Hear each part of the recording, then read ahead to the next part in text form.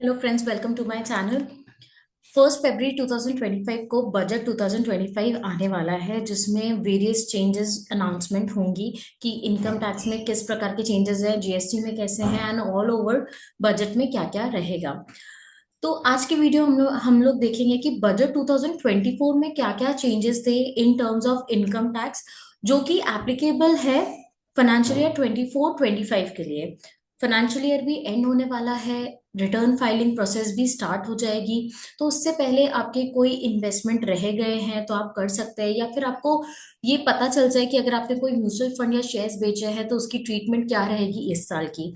तो क्या क्या मेजर चेंजेस थे हमारे बजट 2024 को लेके in terms of income tax, उसके मैंने एक समरी बनाई है जो कि हम इस वीडियो में देखेंगे। Budget 2024 highlights. तो सबसे पहले हम न्यू रिजीम के स्लैब को लेके देखते हैं। स्लैब में मेजर चेंजेस आए थे। 0 से 3 लाख तो नील था पहले भी, बट इस साल जो उन्हें चेंज किया है वो है सेकंड जो स्लैब है उसका, उसको बढ़ा दिया है। 3 से 6 था पहले, अब वो 3 से 7 कर दिया। तो अब फाइनेंशियल 24-25 की बात करें तो 3 लाख से 7 लाख तक की इनकम में 5% टैक्स लगेगा। वैसे ही 7 लाख से 10 लाख तक की अगर आपकी इनकम है तो उसमें 10% रेट से टैक्स लगेगा। 10 से 12 लाख तक के लिए 15% है, 12 से 15 लाख तक की इनकम के लिए 20% है, and above 15 lakh 30% tax rate है। तो जो चेंज आया है वो है 3 to 7, 7 to 10, क्योंकि इससे पहले 3 to 6, 6 to 9 था, 9 से 12 था। तो इनने यहाँ पर आप देख सकते हैं जो स्लैब को बढ़ाया है। तो पहले 6 लाख तक की इनकम वालों के लिए 5% था, बट अब वो 7 लाख है। 7 लाख तक की अगर आपका इनकम ज्यादा है, बट जैसे 10 लाख की इनकम है तो 10 में से 7 लाख तक की जो इनकम है उसमें 5% टैक्स रेट लगेगा, जो कि पहले 6 लाख तक लगता था। तो 1 लाख का जो इनकम है, ये 1 लाख की इनकम है, उसमें कम रेट से टैक्स लगेगा। वैसे ही थर्ड स्लैब में भी उनने यही किया है। उनने पहले 9 लाख था, अब उसको 10 कर दिया। तो 10 तक की इनकम के लिए 10% टैक्स रेट है। तो टैक्स को कम कर दिया है बेसिकली। तो इस साल के ये है न्यू टैक्स रिजीम के टैक्स स्लैब्स। ओल्ड रिजीम में कोई चेंज नहीं लाए थे। फिर आगे हम बात करें स्टैंडर्ड डिडक्शन की and family family pension deduction की। तो ये भी न्यू रिजीम में जो मैक्सिमम चेंजेस लाए थे बजट 2024 में, वो सिर्फ न्यू रिजीम को लेके ही थे। तो न्यू रिजीम में ही स्टैंडर्ड डिडक्शन जो पहले 50,000 था वो इंक्रीज करके 75 कर दिया। तो फाइनेंशियल 24-25 के लिए जो स्टैंडर्ड डिडक्शन सैलरीड पर्सन के लिए जो स्टैंडर्ड डिडक्शन मिलता है उसका अमाउंट इंक्रीज करके 75,000 हो गया है। अब सैलरीड इंडिविजुअल अपनी सैलरी में 75,000 का डिडक्शन क्लेम कर सकते हैं अगर वो न्यू रिजीम ऑप्ट करते हैं। वैसे ही फैमिली पेंशन इनकम की बात करें तो उसमें भी इंक्रीज हो चुका है डिडक्शन, 25,000 हो चुका है 15,000 से। बट ये सारी चीजें न्यू टैक्स रिजीम में है। मैंने ये वीडियो इसलिए भी आज बनाया है क्योंकि पहले आप ये समझ जाएं कि बजट 2024 में क्या चेंज आया है, तो इससे आपको हेल्प मिलेगी कि बजट 2025 में क्या चेंजेस और आ रहे हैं।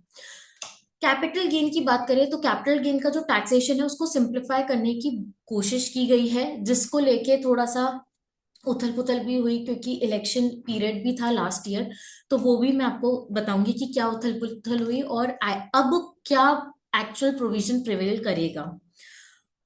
तो सबसे पहले क्लासिफिकेशन, जो हम पीरियड ऑफ होल्डिंग देखते थे लॉन्ग टर्म और शॉर्ट टर्म क्लासिफाई करने के लिए, उसको चेंज करा है। उसमें चेंजेस क्या आए हैं? For classifying asset into long term and short term there will only be two holding periods, 12 months and 24 months. इससे पहले तक क्या था? 12, 24 एंड 36 मंथ्स, ये तीन पीरियड्स होते थे। बट अब 36 मंथ्स को उनने खत्म कर दिया है। अब 12 और 24 ही रहेगा long term and short term classify करने के लिए। हम जब लिस्टेड सिक्योरिटीज की बात करेंगे तो उसमें 12 मंथ्स देखा जाएगा holding period to classify long term and short term. वैसे अदर देन लिस्टेड सिक्योरिटीज के लिए 24 months will be the holding period for classifying long term and short term. Unlisted bonds and debentures are brought in line with the taxation on debt mutual fund and market linked debentures. They will attract tax on capital gain at applicable slab rate. तो जो date mutual fund है या bonds debenture के taxation से related बात करें तो उसमें स्लैब रेट ही स्लैब रेट से टैक्स लगेगा. That is they will be treated as short term irrespective of the period of holding. Bonds and bonds, debenture, debt mutual fund, market link debentures, इन चारों में जो पीरियड ऑफ होल्डिंग है इररिस्पेक्टिवली short term ही मानी जाएगी और slab rate से tax लगेगा. The taxation of short term capital gain for listed equity shares, a unit of equity oriented fund and a unit of business trust has been increased to 20% from 15%. Short term में पहले क्या रहता था कि पहले आपका 15% से टैक्स लगता था जब हम लिस्टेड सिक्योरिटीज की बात करें. Other than listed security short term में स्लैब रेट लगता था. तो शॉर्ट टर्म है और लिस्टेड सिक्योरिटीज है, दैट इज, और लिस्टेड सिक्योरिटीज में भी इक्विटी से रिलेटेड है तो उसमें 15% से टैक्स लगता था जो कि इंक्रीज करके 20% कर दिया. अब शॉर्ट टर्म में 20% से टैक्स रेट लगेगा for listed equity shares, units of equity oriented funds. And जब हम फाइनेंशियल एंड नॉन फाइनेंशियल की बात करेंगे तो उसमें स्लैब रेट ही एप्लीकेबल रहेगा, जैसे मैंने अभी आपको बताया. अदर देन लिस्टेड सिक्योरिटी के लिए स्लैब रेट ही लगेगा. और भी कैपिटल गेन में चेंजेस लाए हैं. अभी तक हमने शॉर्ट टर्म देखा. शॉर्ट टर्म में पीरियड ऑफ होल्डिंग देखी 12 मंथ्स रहेगी फॉर लिस्टेड सिक्योरिटीज, और लिस्टेड सिक्योरिटीज में जो टैक्स एप्लीकेबल होगा वो अब 20% होगा इंस्टेड ऑफ 15%. अब बात करें हम लॉन्ग टर्म कैपिटल गेन, तो लॉन्ग टर्म कैपिटल गेन अगर वो लिस्टेड सिक्योरिटीज हैं, इक्विटी शेयर्स है, unit of equity oriented fund है, तो उसमें क्या है, एक एग्जेम्पशन लिमिट थी 1 लाख की, उसको इंक्रीज करके 1,25,000 कर दिया है. तो फाइनेंशियल ईयर 24-25 में आपके लॉन्ग टर्म कैपिटल गेन है from sale of equity shares और unit of equity oriented fund. तो आप जो एग्जेम्पशन है वो 1,25,000 का ले सकते हैं क्योंकि ये पर ईयर है. अब टैक्स रेट की बात करें तो LTCG जो long term capital gain on sale of listed equity shares, unit of equity oriented fund थे या यूनिट ऑफ बिजनेस ट्रस्ट थे, उसमें 10% लगता था. 10% को इंक्रीज करके 12.5% कर दिया है. अब ये जो चेंजेस आए ये सारे चेंजेस फाइनेंशियल 24-25 से रिलेटेड बिल्कुल हैं, पर जो टैक्स रेट है वो एप्लीकेबल होगा 23 जुलाई 2024. और जब जो फाइनल बजट अनाउंस हुआ था तो उसमें उन्होंने लॉन्ग टर्म कैपिटल गेन में मेजर चेंज भी लेकर आ गए थे कि इंडेक्सेशन का बेनिफिट नहीं मिलेगा, बट ऐसा नहीं है. उसके बाद ग्रैंडफादर रूल का प्रोविजन वो लोग लेकर आए हैं. तो अब प्रोविजन ये है कि अगर आपने कोई इमूवेबल प्रॉपर्टी बेची है 23 जुलाई 2024 के बाद, बट उसको परचेज किया था आपने पहले, तो आपके पास दो ऑप्शन होंगे, इंडेक्सेशन का बेनिफिट लेने का और नहीं लेने का. बट अगर आपने कोई प्रॉपर्टी 23 जुलाई 2024 के बाद ली है और बाद में ही बेची है तो आपके पास इंडेक्सेशन का बेनिफिट नहीं रहेगा और जो भी प्रॉफिटेबिलिटी है उसमें आपको 12.5% से टैक्स देना पड़ेगा. तो ये समरी है जो चेंज आया है 23 जुलाई 2024 के बाद इन long term capital gain on sale of immovable asset. उसके बाद tax on long term capital gain on other financial and non financial asset is reduced from 20% to 12.5%. तो वैसे ही हम जब क्योंकि दो रेट थे, एक इंडेक्सेशन का बेनिफिट लेते हो तो 20% से टैक्स देना पड़ता था, विदाउट इंडेक्सेशन 10%. तो अब सबके लिए ही 12.5% है. जैसे कि मैंने आपको बताया 23 जुलाई 2024 के बाद इंडेक्सेशन का बेनिफिट खत्म कर दिया तो रेट भी एक कर दिया 12.5%. While on the other hand, the indexation benefit that previously was available on sale of long-term asset has now been done away with. So any sale of long-term asset made from 23 July 2024 will attract rate of 12.5% only without indexation benefit. But मैंने इसका आपको grandfather rule का मतलब भी बता दिया है. However, it is to be noted that the provision regarding availing the benefit of fair market value of asset as on 1st April 2021 as cost while selling the asset is still available even after recent changes. 2021 के पहले की कोई asset है तो आप 1 अप्रैल 2021 का fair market value as cost ले सकते हैं। ये तो रही कैपिटल गेन की बात। अब हम देखेंगे टीडीएस रेट्स में क्या चेंजेस हैं। टीडीएस रेट्स में भी काफी चेंजेस है, और जो चेंजेस है वो 1 अक्टूबर 2024 से एप्लीकेबल थे और कुछ 1 अप्रैल 2025 से है, जो कि आने वाली है। तो सेक्शन 194D की बात करें, जो कि इंश्योरेंस कमीशन से रिलेटेड है। Payment of insurance commission in case of other than company insurance commission अगर आपको मिलता है तो करेंट रेट 5% था, अब उसको रिड्यूस करके 2% कर दिया है। टीडीएस 2% से डिडक्ट होगी और ये इफेक्टिव है 1 अप्रैल 2025 से। वैसे डीए की बात करें, payment in respect of life insurance policy, जब लाइफ इंश्योरेंस पॉलिसी मेच्योर होती है तो उस at the time of payment अगर कुछ कंडीशंस है 11D में 1010D में बताए गए हैं, उस कंडीशन वो फुलफिल नहीं होती है तो वो पॉलिसी टैक्सेबल होती है। तो इंश्योरेंस कंपनी ही जब आपको पे करती है तो टैक्स काट के पे करती है, दैट इज टीडीएस। तो उसमें अभी तक 5% था रेट, जो कि 2% प्रपोज करके एप्लीकेबल है 1 अक्टूबर 2024। तो अब वो 1 अक्टूबर के ऑनवर्ड्स 2% टीडीएस रेट एप्लीकेबल है। वैसे 194G की बात करें, लॉटरी टिकट के सेल के ऊपर कमीशन, कमीशन अगर आप लेते हैं on sale of lottery ticket तो उसमें भी रिड्यूस कर दिया है रेट, अब 2% हो चुका है and it is applicable from 1 October 2024। Next है section 194H, that is commission और brokerage, TDS on commission and brokerage. इसमें 5% था, again it is reduce to 2% and it is applicable from 1 October 2024। Rent की बात करें, payment of rent by certain individual और HUF. Individual HUF जब rent pay करते हैं वो 194 IB में आता है। उसमें भी पहले 5% था, उसको रिड्यूस करके 2% कर दिया एंड 1 अक्टूबर 2024 से एप्लीकेबल है। Next is 194M, payment of certain sum by certain individual और एचयूएफ। इसमें भी 5% था, 2% हो गया 1 अक्टूबर 2024 से। 194O की बात करें, that is payment of certain sum by e commerce operator to e commerce participant. ये ई कॉमर्स ऑपरेटर की लाइबिलिटी है to deduct TDS while making the payment to e commerce participant. उसमें 1% TDS rate था, उसको reduce करके 0.1% कर दिया और ये 1 अक्टूबर 2024 से एप्लीकेबल है। नेक्स्ट है, एक नया टीडीएस इंट्रोड्यूस किया था बजट 2024 में, और वो था पार्टनर रेम्यूनरेशन के ऊपर। पार्टनर्स को आप कभी भी रेम्यूनरेशन देते हैं तो टीडीएस काट के देना पड़ेगा, और उसकी जो लिमिट है वो 20,000 की है। 20,000 एंड अबव कोई भी रेम्यूनरेशन पे किया जाता है तो उसमें टीडीएस अट्रैक्टेड है, और जो रेट है वो 10% है। 1 अप्रैल 2025 से एप्लीकेबल है। तो जो दो नए हमने अभी रेट्स देंगे जो कि 1 अप्रैल से लागू होंगे।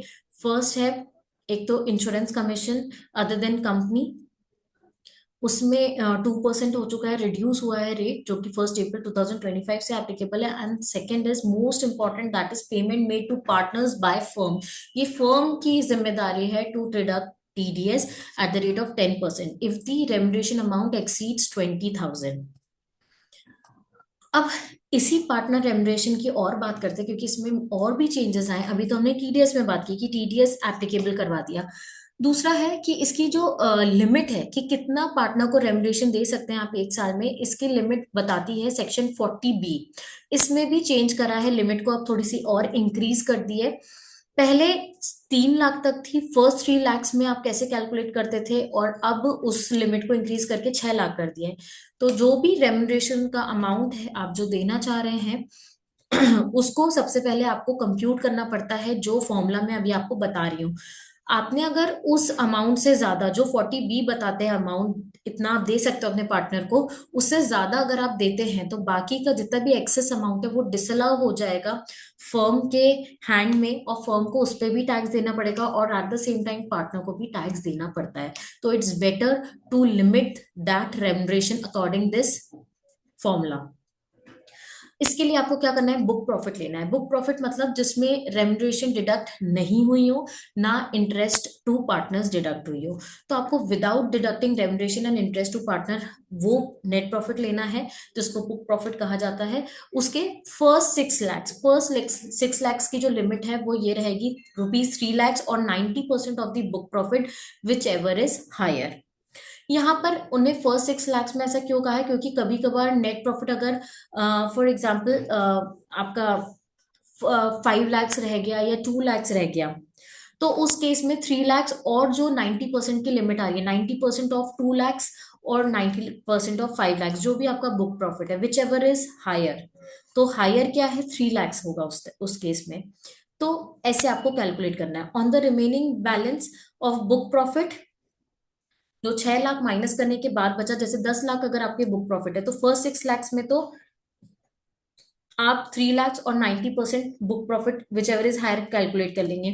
बाकी के 10 लाख में से 6 लाख हटाएंगे तो 4 लाख बचता है, तो 4 लाख में क्या करेंगे 60% ऑफ 4 लाख, ऐसे लिमिट कैलकुलेट होगी। और जो टोटल अमाउंट आएगा उतना आप मैक्सिमम रेम्युनरेशन दे सकते हैं पार्टनर को।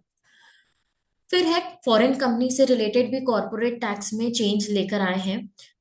इसमें उन्होंने रिड्यूस किया है, पहले 40% से टैक्स रेट लगता था, अब 35% लगेगा foreign tax rate corporate tax. Increase deduction on employer contribution to pension fund, section 80 CCD। 80 CCD में जो एम्प्लॉयर कंट्रीब्यूशन है उसका जो परसेंटेज है पहले वो 10% था, बजट 2024 से उसको इंक्रीज करके 14% ऑफ द सैलरी कर दिया है, कि 40% ऑफ द सैलरी कंट्रीब्यूशन हो सकता है। STT on futures and option. The security transaction tax on future has been increased from 0.012% to 0.02%, and STT on option has been increased from 0.0625% to 0.1%. तो ये STT futures and option में increase कर दिए हैं। Other कुछ कुछ और changes आए हैं जो कि रीओपनिंग ऑफ ITR से रिलेटेड है। अगर कोई इनकम एस्केप्ड हुई है जो कि 50 लाख और मोर है, उसके असेसमेंट, उसके लिए असेसमेंट जो है वो रीओपन हो सकता है beyond 3 years from the end of the assessment year up to the maximum period of 5 years from the end of the assessment year. तो 3 years के बाद भी बट मैक्सिमम 5 years तक वो केस ओपन हो सकता है। और अगर सर्च केसेस है तो time limit of 10 years is reduce to 6 years। Income tax appeal, to reduce the number of pending cases, the monetary limit for filing tax dispute appeals in tax tribunals, High Court and Supreme Court have been raised to 60 lakh, 1 crore and 2 crores। तो ये appeal से related है। जब आपको tax dispute होता है तो आप ट्रिब्यूनल हाई कोर्ट में कितने कितने अमाउंट पे आप जा सकते हैं। विवाद से विश्वास स्कीम आई थी। This scheme has been reintroduce to facilitate the settlement of income tax dispute and eliminate litigation. तो ये 31 मार्च 2025 तक का आपको समय है इस पे अप्लाई करने का। तो these were the major highlights of budget 2025। जो हमारे जो बेसिक मैक्सिमम पर्सन के इम्पोर्टेंट की बात है वो है स्लैब चेंजेस, एंड जो स्टैंडर्ड डिडक्शन है वो इंक्रीज कर दिया 75,000 तक। हम कैपिटल गेन की बात करें तो शॉर्ट टर्म कैपिटल गेन में टैक्स रेट को इंक्रीज कर दिया 20%। और debt mutual funds bond debentures को शॉर्ट टर्म ही माना जाएगा। लॉन्ग टर्म की बात करें तो लॉन्ग टर्म में जब आप सिक्योरिटी सेल करते हैं तो 1 लाख की एग्जेम्पशन थी, उसको इंक्रीज करके 1,25,000 कर दी है। एंड टैक्स रेट भी 10% से 12.5% तक इंक्रीज हो गया है। एट द सेम टाइम जब हम इंडेक्सेशन का बेनिफिट लेते थे और टैक्स रेट 20% था लॉन्ग टर्म कैपिटल गेन में, उसको रिड्यूस करके 12.5% एक ही रेट कर दिया है। LTCG में भी वो है 12.5%। तो these were the major changes. Hope this video helps and let's see क्या बजट 2025 लाता है हमारे लिए। तो तब तक के लिए आप मेरे इस वीडियो को लाइक करें एंड चैनल को सब्सक्राइब करें। Thank you.